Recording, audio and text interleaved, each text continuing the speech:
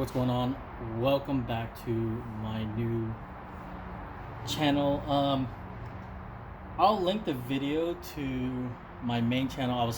My main channel has other topics. I keep that as a general channel, and I was starting to get back into diecast, and I'm just overwhelming it with diecast. So I figured just need to make its own deal. So back in 2010, I bought so much bulk Hot Wheels, Play Art, Matchbox. I was going on eBay, buying a lot of stuff. I was going on Craigslist, buying a lot of stuff. I bought boxes.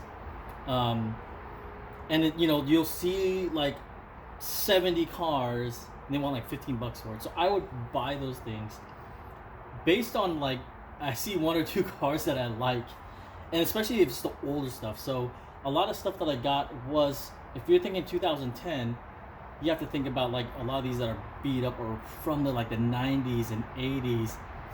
And so anyways, at the time I got a lot of stuff, and I didn't know how to fix the wheels.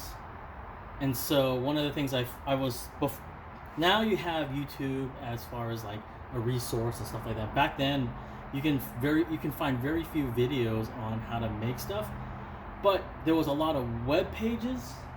Like a lot of people had free web pages like GeoCities, and of course there was forums where people actually talked about doing this stuff and picture by picture, step by step. And one of the guys I ran across, his name was Fast Eddie, and he did a lot of red line stuff. And so at the time, I have a video from 2011. I bought this little deal from him, and this was kind of like to fix the wheels, those type of things. And I learned so much from him, and through his videos that he had. His YouTube channel is long gone, and I obviously lost contact with him. But this is at a time when rebuilding diecasts, at least to me, was super foreign. And so for me, it was all about repairing. So that's the reason why I didn't care if I got really bad stuff. And also you don't have the resources you do now, the in-depth here's the list of tools that I use.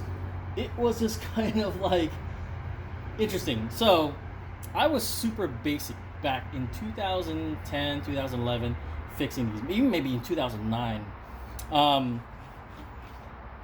That's when my son was coming, and I started just buying a bunch of stuff. It started with me going back and just buying the dollar stuff, and then I just started bulking everything. So anyways, I did take these apart. This is one of my first castings that I actually painted, and as you can see, I drilled out the rivet. Back then we didn't have the screws and taps, or at least I didn't know about them. And a lot of maybe more of the engineering and mechanical guys, they were into doing that. I just took the simple, since I looked at it these are for me, I'm just gonna rebuild them for myself. It was for me, just drill it and then put some JB weld. So here's one that I did JB weld on, and I did a spray paint black, and I used spray paint that I just had, nothing fancy. And here's another one. This is a Chevy K1500 pickup. I really liked this, but the wheels were haggard, or I should say the axles were haggard. So I think I had a spare one, and what I did was, I think the body was smashed, but the wheels, I just basically did a wheel swap. So again, I just drilled out and I put the JB weld, and it's held up all these years. But then again, I'm not really banging these up and playing with them. Like I said, they're just kind of in storage. But when I look at some of the YouTube videos that guys are doing now, it's super amazing. So shout out to all those guys who actually take the time. And I think at the time, YouTube would limit videos to I think that it was maybe 10 minutes, 5 minutes, 10 minutes. Now you can seriously probably put up something for like a couple hours.